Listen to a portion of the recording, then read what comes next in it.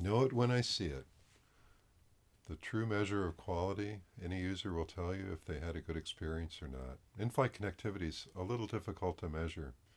Typically we focus on service level agreement or SLA, and that relates to another thing that we hear about is quality of service. This really focuses on the radio technology that connects the airplane to the ground.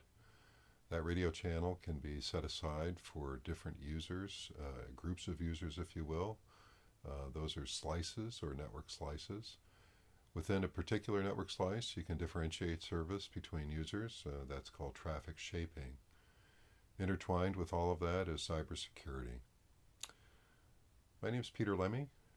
I'm on the web at www.satcom.guru. I'm also on Twitter at satcom_guru.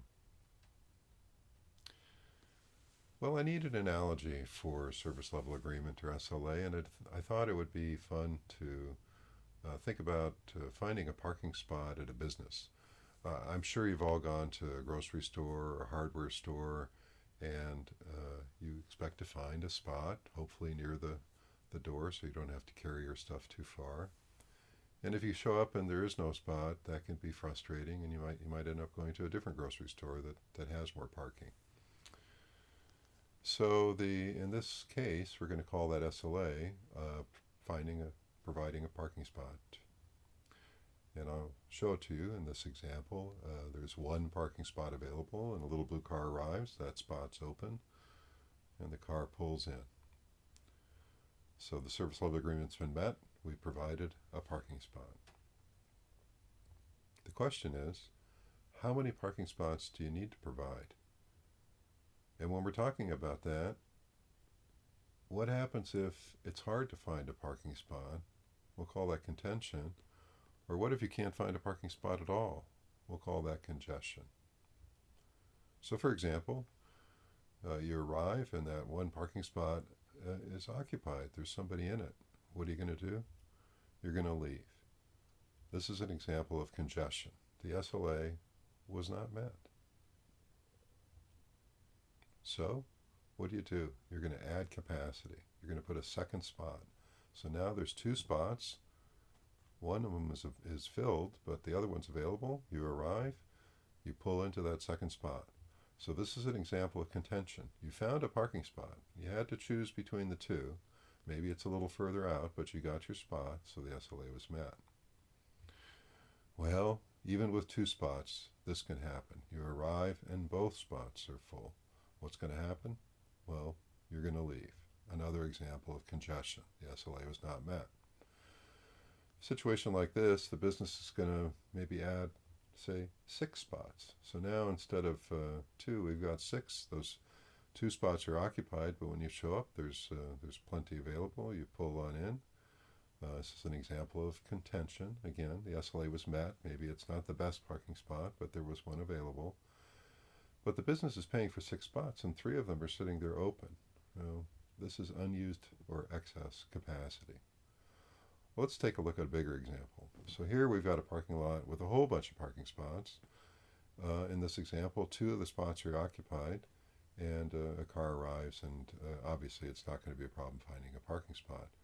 In fact, if the 2 cars that were in the spot in the lot were using more than their allocated spot, they were overlapping to a second spot or 3 or 4 spots even, their usage is above what the SLA guarantees. They're using more than a spot, but it really doesn't matter. You can pull in and you can find that spot. So in light usage, it's contention is not really a big deal, and you don't even have to worry too much about how the users themselves are behaving. However, that's a lot of excess capacity, and I don't think that's where anybody wants to run their network. So this is maybe a little more pertinent example. Here you can see most of the parking spots are full, but not all of them. And as you arrive, it's still not difficult to find a spot. It's an example of contention. The SLA is met, and it's a bit more efficient network because, of course, there are fewer open spots or unused spots. Well, what if there's only one spot available? In this case, it might take a while for that person to find the open spot. There was a spot available, so you can argue that the SLA was met, but it took a while to find it. It was a substantial contention, if you will. Some people might have left. So in some cases, they would have viewed this as not being met. Well, what if you arrive and there's no spot available? It might take a while to figure that out, and that could lead to quite a bit of frustration. So not only did you not serve the customer, there was congestion, their SLA wasn't met, but you also probably frustrated them. They may not come back to your store because of this experience. Well, what kind of parking spot should we have? We talk about how many spots we need, but what kind of parking spots are there? Does every spot serve the same, serve everybody's needs? Let's take an example where we have a different kind of user involved. In this case, I'm showing it as an ambulance, but it could be a wheelchair van or something like that that needs a little extra space to be able to load or unload the stretcher or wheelchair. And it's important to have space available for these, particularly if an ambulance arrives and somebody needs it. You want to make sure that they can park. And so what happens if they arrive at your parking lot and there's no space available to them? So this is an example, just to make sure you get it, of network slicing, where we're dealing with two kinds of users. In the black cars are just regular cars, and shown in the red here is the ambulance or wheelchair. So the ambulance or wheelchair is one group of users, and the cars, the other cars, the other customers, they're in another group of users. And so we're going to treat each of them as a network slice. But in this case, there's no capacity, there's no parking spot available for the ambulance. Their slice is congested, so they're going to leave. And so that was congestion for the network slice serving the ambulance. However, as you can see, all the cars are happily parked, so their SLA is met. So it gets more complicated with network slices because you have an SLA for the ambulance. In this case, it's congested, but in the case of the typical car, it's a contested situation. So what's the answer to this? Of course, what you have to do is you have to set aside some of your capacity to serve these other users, and this is where the network slice is provided for. So in this example, 2 of the parking spots are set aside for ambulance or wheelchair users. You can see that with little red icons. All the other spots are available to anybody arriving. There's no distinction for those spots. And so this is an example of network slicing by priority, if you will. And here you can see, of course, with an available spot, the ambulance came in. There's contention. There wasn't anybody else to contend with, so it was fine. And it appears all the network slices are being served. Well, you took away 2 spots to serve the ambulance or wheelchair users, and now another user arrives, and there's no available spot for them. Even though there are 2 spots sitting there vacant, they can't use them because they're reserved. Those network slices are reserved. And so what's going to happen? They're going to leave, and that's an example of congestion to their SLA. So the network slice set aside for the regular users wasn't adequate. We didn't have enough parking spots for that one user. But the ambulance spots appear to be available, so that network slice is being satisfied. Well, it would be interesting if we could make use of those 2 spots if they don't need to be used by an ambulance or wheelchair user. So I'm showing those as a different colored user just because they have to be able to give way, if you will, give up their spot. So they can use it, but they'll lose it if a higher priority user arrives. So in this case, this is a way of achieving your SLA by using unused capacity from a higher priority network slice. But it's not perfect. If an ambulance or wheelchair user arrives in this circumstance, then that user is going to have to leave. So in this case, their SLA was no longer met due to congestion. However, the ambulance did arrive and got their spot, so that's good. Their SLA was met. Well, let's talk about a different kind of user, a little different. In the case of the ambulance or the wheelchair user, they really could use any spot. Um, they just need to make sure that there's one available. But what if you had a big RV or somebody towing a trailer, and they just don't fit in a single spot? They need more spots just to fit in. So they don't fit in the network slice that's set aside for either users. Okay, the regular users or for the high priority because they're not high priority. And so if they show up and they drive around and they don't see any place for them to park, they're going to leave, and so their SLA is not met. So I'll call them a heavy user. You might think of them maybe as a video streamer or something like that. But in our example of the analogy, they just don't fit in a single spot. They need two adjacent spots or more to fit in. The example to solve this problem would be to set aside a few spots for cars towing trailers or RVs, RV only parking, pull through parking, things like that. A lot of times that's set aside kind of on the outer fringes of the parking lot, so they're not the best spots, and that's to maybe not frustrate people if they're not being used, but they're there available for the big RV, so there you can see them there. Reserving capacity for the heavy users. So this is a different kind of a network slice. So this is setting aside more capacity for a single user, a different kind of a network slice versus in the case with the ambulance or wheelchair, it's the same capacity. You had to have priority to the other users. And so in this case, of course, if the RV shows up and the parking's there, they pull right on in. And there's contention. Of course, there's only one spot there. Thankfully, it was available, and everybody's happy here. Well, there could be some issues. You arrive and you're finding out that there's a bunch of RVs have showed up and they've hogged all the spaces. They've kind of taken it all away, and so now all the heavy users are starting to squeeze your experience. You're having to work pretty hard to find a spot. Maybe in this case, you found a spot. Maybe you didn't. But here's an example where you've got a user doing something using more space than they should, and they really weren't set aside to do that. It doesn't seem fair. So that leads us to what we're going to call traffic shaping, and so here's our example now. We've got a car shows up, and there's two spots open, but the car, for whatever reason, or excuse me, there's one spot open, but a car has managed to cross the line. So they're taking two spots. They don't need two spots. They would fit in just one spot, but they're taking two spots, and the other spot is the only one that's available. So that's a problem. This is a user taking more than their fair share, more than they really deserve, if you will. And so you need something to fix that.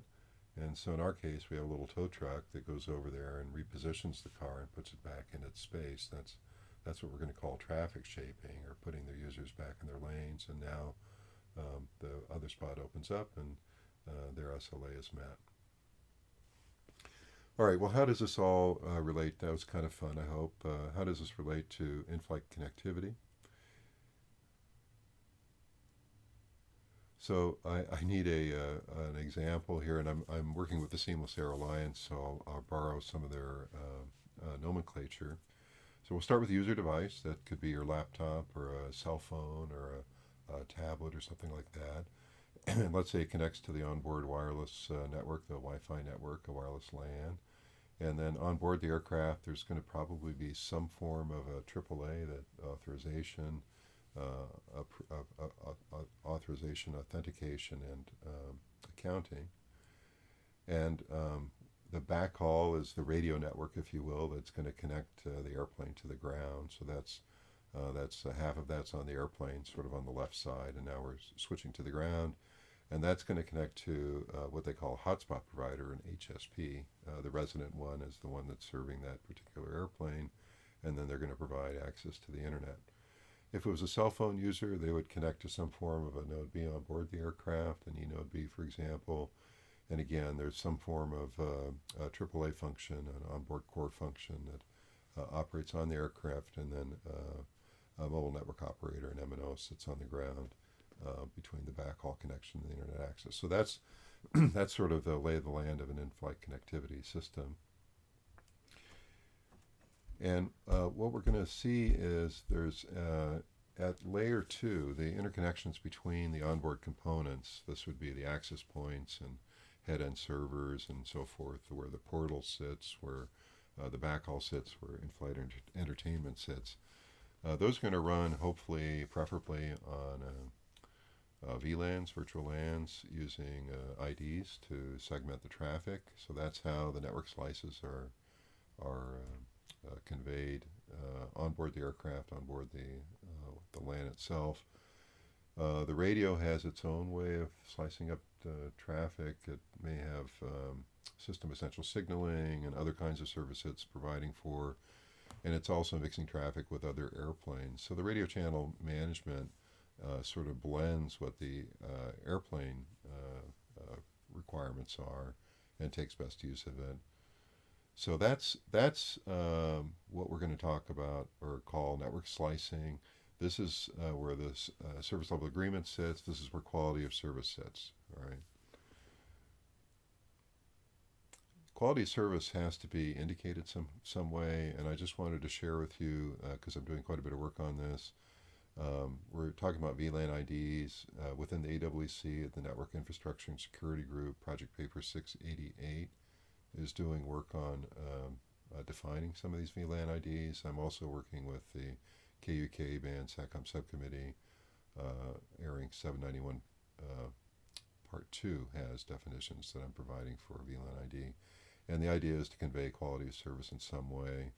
Understand that the VLANs are segmented themselves by what we call domains. These are described in more than one place. 664 has a definition of 3 domains, sort of a public passenger-facing domain, a private domain for in-flight connectivity and in-flight entertainment, and then a secure domain for avionics, not relating to safety for the airplane, but other kinds of services.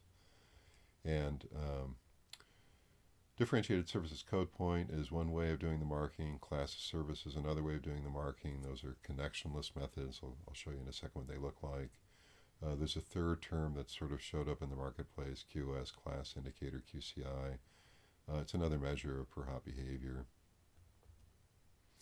And in order of preference, VLAN class of service, then DSCP, and finally connected QoS, or basically physically how did you connect it into the network.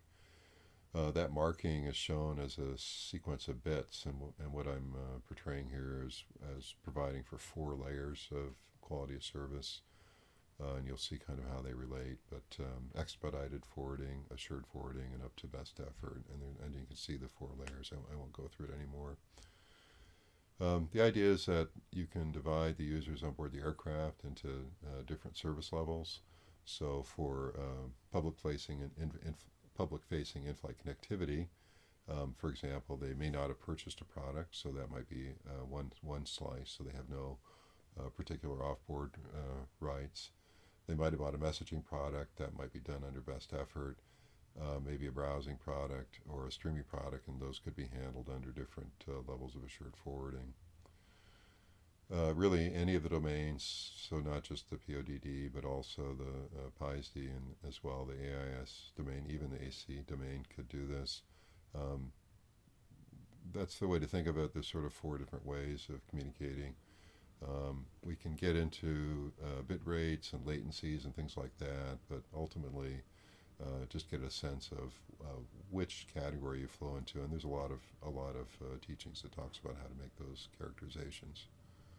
So that's quality of service and service level agreement. Again, it's really related to channel capacity, information rate, things like that. It doesn't necessarily relate to how the user's experience is. And QOE, or quality of experience, is again an elusive measure, and the reality is that we don't use the internet the same. One person could be browsing, another person might be doing email, another person's on Twitter, another person is trying to watch something on YouTube, and they've all maybe purchased similar products, but they're trying to use them in very different ways. And so the question is how to measure that, how to manage that. So SLA sort of lies above this. Again, all the users are in one slice. The question is one user getting a good experience from that slice and another one maybe not getting such a good experience? And the only way to know that is to really look at the user traffic flows, and that involves some form of packet inspection. And that gets to traffic shaping. And the most basic form of managing users within a user group is restricting their data rate, saying, hey, you can use all the available capacity. Let's say I have 10 megabits available and there's one person on the channel. Well, you can use all 10 megabits, but if there's two, you're only going to get 5. And that can come down to the SLA guarantees. So traffic shaping is one way of sort of managing that user experience. And Sandvine is an example of an appliance or a service that does that. It's a fairly significant investment or capability. It's not something we typically want to carry on the airplane. That's something that you would want to do more on the ground at that internet access point of presence. It's important to remember that the user always has a perspective of the user experience, so you always want to learn from that, and there are different ways to try to get that information from the user. Well, as I mentioned, cybersecurity never is far away from any network discussion. ARINC 848's been released now. I just wanted to quickly review what that does, and it's important because cybersecurity and quality of service have a tendency of interfering with each other. Basically, cybersecurity methods can blind quality of service, and so 848 and some of the methods I've been talking about here are designed to ensure that we can support the most fidelity and quality of experience, as well supporting the most capable cybersecurity countermeasures and features. Just quickly, the architecture sort of builds up on the, there's this air-ground radio on board the aircraft. It has terminals that interface that connects to things like the, onboard access points to provide passenger services and so forth. It offers a level of quality of service itself, and each sort of air-ground radio does it differently, if you will. Connected to that is some sort of a communication service provider, and they're going to take that backhaul connection, if you will, and take that all the way into the internet. That's where all the AAA functions is accounted for and so forth. So this is what I refer to as the COTS, or commercial off-the-shelf layer. This is where all the best practices for public internet is supplied. Intrusion detection, logging, all these kinds of things are provided for as a portfolio, if you will, towards cybersecurity. And the communication service provider and the backhaul provider each, compete in the marketplace to provide the most capable, facility to support cybersecurity. It's important to them. Above that is a sort of a subnetwork layer, and this is where 848 sort of lives. The MISON is the Media Independent Secure Offboard Network, MISON, and it really is a VPN, a virtual private network. A good example is IPsec, and it's a subnetwork layer, IPsec, and what it does is it spans between the onboard LAN, if you will, and the enterprise. So it doesn't stop at the teleport or at the communication service provider. It actually extends the IPsec termination is all the way at the enterprise that it's communicating with. That would be like the airline or a third-party service provider. You can see the tunnels coming through, and again, as I mentioned, the problem is when we use VPNs, we obscure the payloads, and so it's difficult to tell exactly what's going on within a VPN. We can't really inspect the traffic very well in order to apply traffic shaping methods. And so network slicing is really the methodology here. So the VPNs have, as I mentioned, QoS or DSCP markings that are in the VPN headers, not in the payloads themselves. And there's a method that 848 describes and how that marking is established and how those VPNs are established. But this allows for differentiation between the traffic types. So even between a given enterprise, there may be different tunnels extending because they involve different quality of service.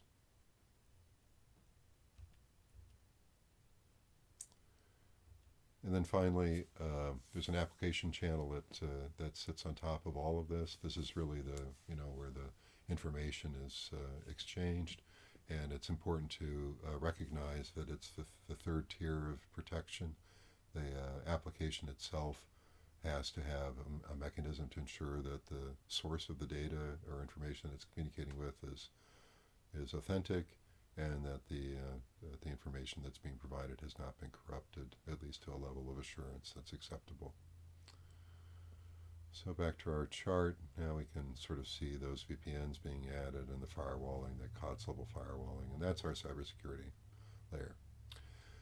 Well, that's it. That's I hope you enjoyed that. I know I kind of sped up at the end, but maybe you have a bit of appreciation for contention and congestion and SLA, and how quality of experience differentiates with quality of service, and where network slicing comes in, how different users are grouped, and how they're managed among themselves. Thanks for listening.